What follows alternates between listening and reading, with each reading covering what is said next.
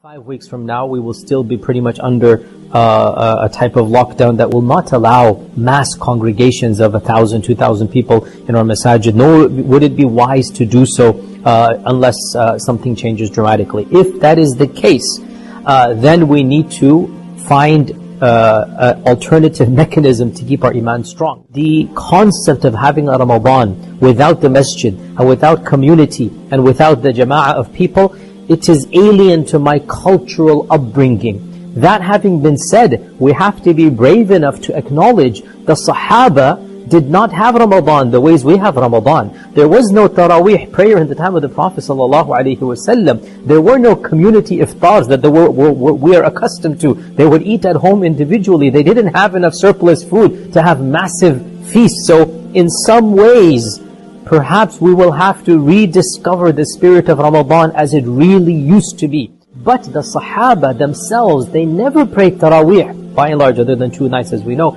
They never prayed Taraweeh in the time of the Prophet ﷺ in community. They would pray Isha, and then they would come home, and then they would pray Qiyamul Layl on their own. So we will have to rediscover the original spirit of Ramadan, and that is simplicity. Then tell your families, let's come together, families only, right? Not nobody from outside the house, families only. Every night, let's do something. Let's do a Quran circle, let's do Isha together, maybe Taraweeh together or Taraweeh separately. But we encourage one another in the households to be able to rediscover the spirit of Ramadan. And you know, again, to be technical, Taraweeh prayer is actually tahajjud prayer. And the best time to do it is not right after Isha. The best time to do it is actually the last third of the night, which is before Fajr. And if Allah wills that we are not going to work and we're working from home at that point in time, and if Allah wills that we're able to transfer a little bit of timings here and there, perhaps some of us can try to revive that spirit of Ramadan,